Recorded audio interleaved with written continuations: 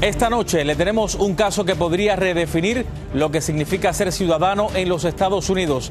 La Corte Suprema escuchó los argumentos de la administración del presidente Trump para poner fin a la ciudadanía por nacimiento, un derecho garantizado por la Constitución desde hace más de 150 años. Lo tendremos, los audios de los jueces confrontando al gobierno. Además, Valeria Márquez, la influencer mexicana que fue baleada durante una transmisión en vivo por TikTok, habría sido asesinada por un sicario, según confirmó la Fiscalía. Le tendremos los detalles de los momentos previos a su asesinato.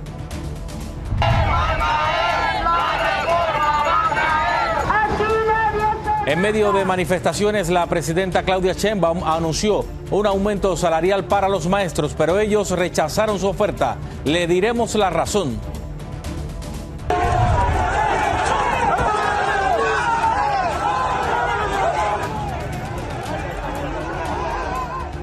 Caos y desesperación tras un accidente. Cientos de aficionados se preparaban para ver un partido de fútbol. Le tendremos los detalles del responsable.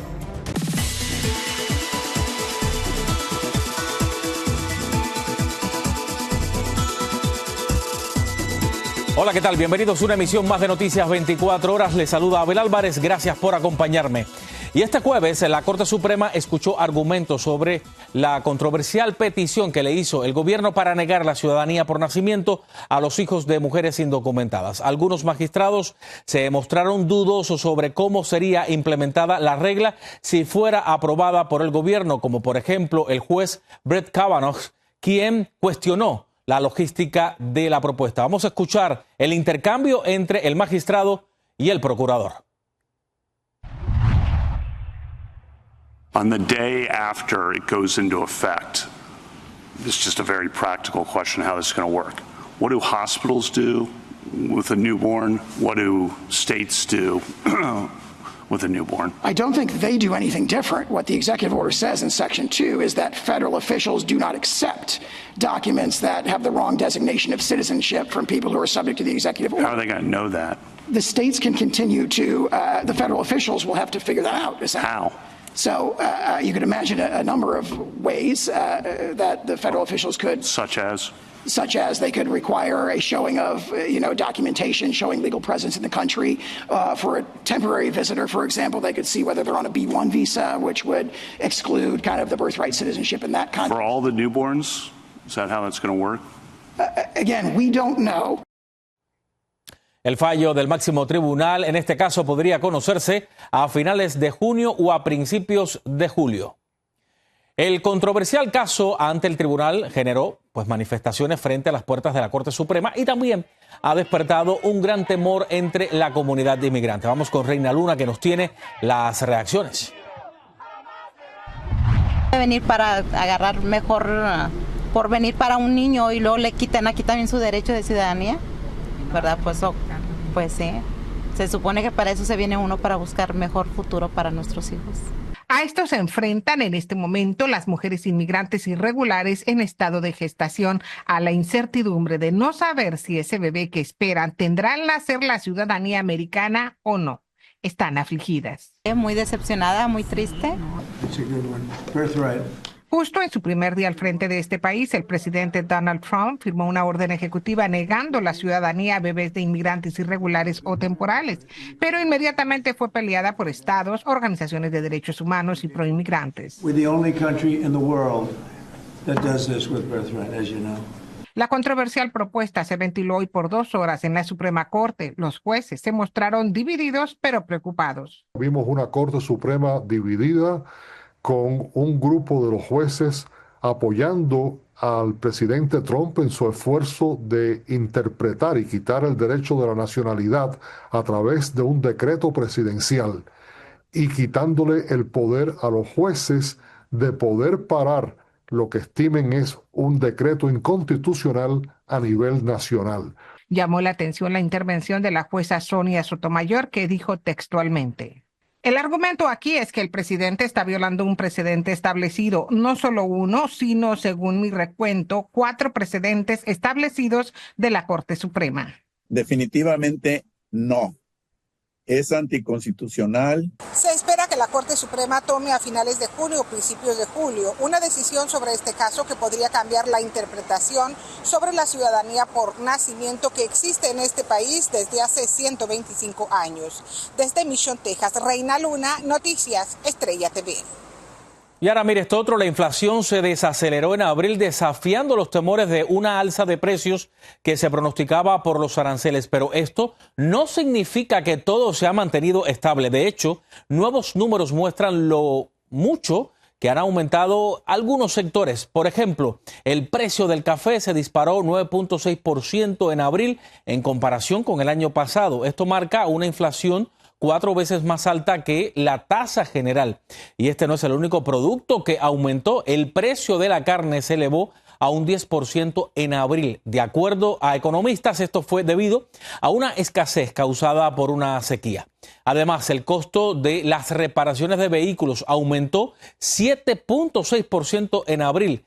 La tendencia se debe en gran parte al alza de los autos equipados con cámaras y sensores de tráfico, lo que hizo subir el precio en reparaciones. Y esto nos lleva a un nuevo problema en cadenas como Walmart, que anunció este jueves un aumento de precios a finales de este mes. Según ejecutivos de la compañía, la medida es una consecuencia de la guerra de aranceles del presidente Trump y podría afectar la economía del país. Escuchemos algunas reacciones sobre este tema. Muy difícil porque ya no da para la renta, los biles y todo. ¿Qué piensa hacer? Irme a México. Definitivamente Walmart no va a ser la única tienda minorista que va a subir los precios. Todas las otras tiendas minoristas van a tener que hacer lo mismo. Se debe mencionar que las ventas de la compañía alcanzaron los 165 mil millones de dólares en su primer trimestre fiscal. Y FEMA no está preparada para la temporada de huracanes. Esa fue la conclusión de un informe interno del gobierno tras evaluar los recursos de la agencia para el próximo año. Y mientras los pronósticos señalan a una temporada activa en el Atlántico, el temor crece entre muchas comunidades. Por eso vamos hasta Houston. Edgar Camargo nos tiene el reporte sobre esta situación. Con la llegada de la temporada de huracanes, una revisión interna encendió las alarmas, asegurando que FEMA no estaría lista para enfrentar un desastre natural de gran magnitud. Los daños podrían ser desastrosos, ya lo vimos el año pasado con los huracanes Helene y Milton, y este año podría no ser muy diferente de no tomarse las preparaciones necesarias ante el embate de un huracán. Desde que David Richardson asumió el cargo como nuevo administrador interino, la agencia ha reducido entrenamientos y eliminando programas clave de preparación para los estados y condados, algo que preocupa a la comunidad en caso de una catástrofe natural. Pues me parece algo mal del gobierno, que no ayuden a los que van a necesitar en la catástrofe de los huracanes y todo eso. Además, el gobierno federal anunció que los estados deberán pagar la mitad de los costos por desastres, duplicando su responsabilidad financiera. En particular, estaríamos hablando de daños cuantiosos en cuanto a la infraestructura, también cortes carreteros, suministro de electricidad, generando así crisis humanitaria y, en el peor de los casos, pérdidas humanas. Y mientras se reduce el respaldo federal, los pronósticos meteorológicos no son alentadores. Se espera una temporada muy activa de huracanes que podrían llegar a las costas de Estados Unidos. Todo parece indicar que podríamos tener una temporada activa en el Atlántico durante este 2025, o al menos eso es lo que indican los más recientes pronósticos. En particular, el pronóstico emitido por la Universidad Estatal de Colorado, liderado por el Dr. Philip Klotzbach, indica que podríamos tener un total de 17 tormentas con nombre, de los cuales 9 podrían convertirse en huracán y 4 de ellos en un huracán intenso. Esto es categoría 3, 4 o 5 en la escala Saffir-Simpson. En ciudades como Houston, no todos los residentes se sienten preparados y temen que el solicitar apoyo en caso de una emergencia vayan a ser rechazados. La gente trata buscar ayuda y pues no queda más de que a echarle ganas. No hay de otra, a buscar ayuda por todos lados. Ante una FEMA debilitada, comunidades vulnerables y tormentas más intensas, muchos se preguntan si el país está realmente preparado. Desde Texas, para Noticias Estrella TV, Edgar Camargo. Y mire esto otro, el cártel Jalisco Nueva Generación mantiene una alianza con los hijos de Joaquín El Chapo Guzmán. Así lo afirmó la Agencia de Administración para el Control de Drogas en un informe reciente. El objetivo de esta alianza sería fortalecer su posición en la guerra que libran los chapitos contra los mayos. La agencia advirtió que esta unión podría alterar el equilibrio de poder en México e incrementar el flujo de drogas hacia el norte del continente. También señalaron que el cartel Jalisco se ha establecido por lo menos en 40 países. Y la presidenta Claudia Sheinbaum rechazó que agentes estadounidenses hayan participado en la eliminación del narcolaboratorio en México. Escuchemos sus propias palabras. No participan ni coordinando ni elementos de alguna agencia en algún operativo en nuestro territorio. Y esto es correcto, y si se corrobora la información, quiere decir que se está dando un paso adelante muy importante en la cooperación entre ambos países para combatir el tráfico de fentanilo y a las organizaciones criminales. En una publicación con fotos en X, ICE informó el miércoles que 3 laboratorios de producción de drogas en Sinaloa fueron desmantelados en una operación que lideró, lo que parece sugerir que estuvo involucrada en el operativo en Sinaloa. Y la Fiscalía Estatal de Jalisco confirmó que Valeria Márquez, una influencer mexicana, fue asesinada por un sicario mientras transmitía en vivo por TikTok. Horas antes del ataque, un hombre disfrazado de repartidor, acompañado por otro sujeto en una motocicleta, llegaron al salón de belleza donde se encontraba la influencer. Según una testigo, dijeron tener un regalo costoso para ella. Durante la transmisión le entregaron un peluche y una bebida de Starbucks y poco después le dispararon en la cabeza y en el pecho. Escuchemos al vocero de la Fiscalía. Por default, es decir, de manera automática, cuando ocurre una muerte violenta de una mujer, en automático se investiga como feminicidio, ¿sí? Entonces, se está investigando con ese protocolo, y también debo enfatizar que con una perspectiva de derechos humanos. Es por eso que somos muy, muy cuidadosos, y para nosotros era tan importante ayer aclarar el que nosotros como Fiscalía no hemos dicho ningún nombre de un posible responsable, justamente, y menos que tuviera esos supuestos vínculos, porque eso implicaría una revictimización de la víctima. Este jueves fue el funeral de Márquez.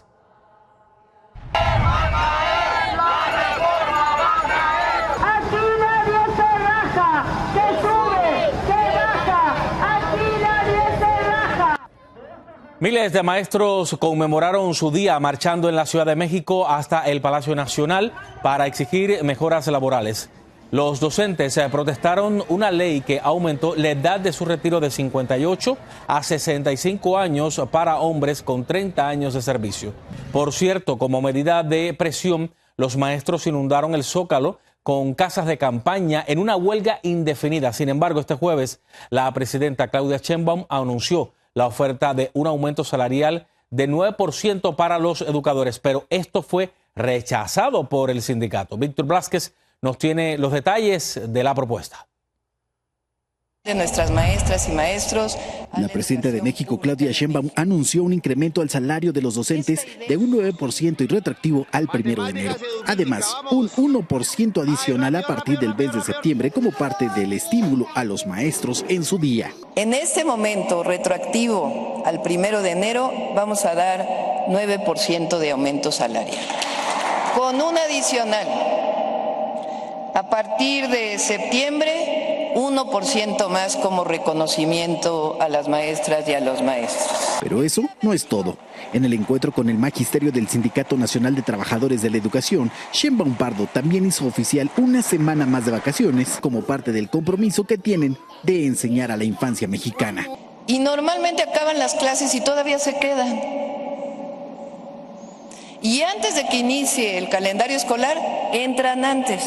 Entonces, les estamos dando una semana más de vacaciones. Aunque el gobierno invertirá en este aumento salarial 36 millones de pesos anuales, unos 1.800 millones de dólares para las carteras de los docentes, aún es insuficiente, como dice esta maestra de primaria en México. Se agradece el que nos tomen en cuenta. Yo así es como pienso. Finalmente nosotros tenemos muchas otras necesidades como profesores, no solo es de nuestro mismo salario, salen otras necesidades para comprar materiales. Por la mañana, este trabajador de la educación se manifestó en las calles de la capital del país. Coincide en que la inflación se comió sus ingresos, por lo que no alcanza para cuando se jubilen. También los trabajadores que representamos cotizan al ISSSTE y desde hace mucho las pensiones se han venido a detrimento, ¿no? O sea, pierden la mitad del poder adquisitivo al momento de jubilarse, ¿no? El aumento salarial fue para maestros de escuelas públicas, lo que representa que algunos profesores de colegios privados no tengan acceso al incremento salarial, incluso dejándolos por debajo del esfuerzo por el bienestar de ellos. En Ciudad de México, Víctor Blasquez, Noticias, Estrella TV. Bueno, y con esto nos vamos a hacer una pausa, pero no se muevan porque al regresar, una conductora estuvo a punto de causar una tragedia al embestir con su auto a una multitud de aficionados al fútbol. Tenemos el desenlace y como si fuera mercado, un debate en el Senado de Colombia se convirtió en una competencia para ver quién gritaba más fuerte. Tiene que verlo, no se vayan.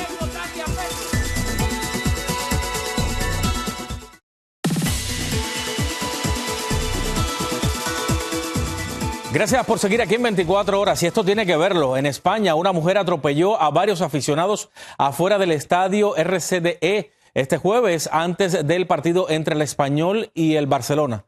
Míralo nada más.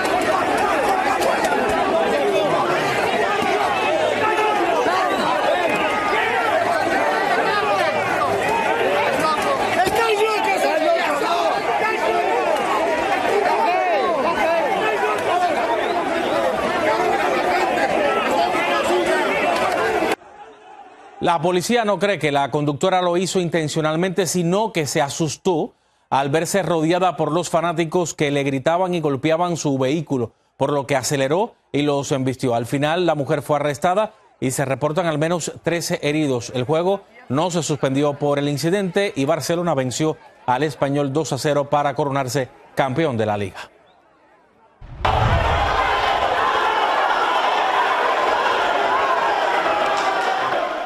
Son los gritos que inundaron el Senado en Colombia, donde los legisladores rechazaron un referéndum de reforma laboral. La propuesta del presidente Petro incluye 12 preguntas a los votantes, entre ellas si las jornadas de trabajo deberían ser limitadas a 8 horas y si los empleados deberían recibir pago doble si laboran un día festivo. Escuchemos la reacción del presidente. Este es el momento del pueblo, lo dijimos. Llegó la hora del pueblo. La respuesta a la corrupción y al fraude dentro del Senado será tranquila, será alegre, no ejercerá violencia sobre nadie. Ojo, la violencia es de ellos, no del pueblo, pero tiene que ser profundamente contundente. Luego el Senado decidió reactivar la discusión del proyecto que había sido rechazado. En Cuba son frecuentes los apagones que en promedio duran 4 horas y que prácticamente ya se normalizaron, lo que tiene muy cansados a los habitantes. Obviamente, más de 4 horas. El pueblo se siente estresado. Los apagones. No es fácil vivir con estos apagones. No es fácil. Y el horario que es, no hemos bañado, no hemos comido. ¿Me entiendes? Por los apagones. La Habana, el mayor centro comercial del país y su máximo destino turístico, se había salvado de este problema, pero ahora está sufriendo, al igual que el resto de la isla, por los cortes de electricidad, por los problemas del operador de la red. Este jueves continuaron los homenajes para el finado expresidente de Uruguay, José Mujica, con la presencia de mandatarios izquierdistas de la región. Frente al féretro del presidente más pobre del mundo, en el Palacio Legislativo, desfilaron figuras como el líder de Brasil, Luis Ignacio Lula da Silva, quien lo recordó como un hombre que, tras pasar 14 años en prisión, salió sin sentir odio contra quienes lo encerraron y lo torturaron. Así nos vamos a otra pausa, pero al regresar, la FIFA, el máximo ente rector del fútbol mundial, quiere celebrar por todo lo alto su aniversario número 100. Le diremos cuál es la idea.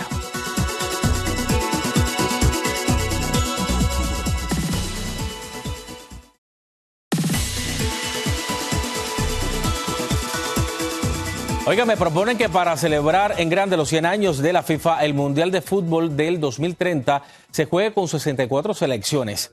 La idea la dio este jueves en Paraguay Alejandro Domínguez, líder de la Conmebol, en el Congreso de la Federación Internacional de Fútbol Asociado, que preside el presidente de la FIFA. Bueno, claro.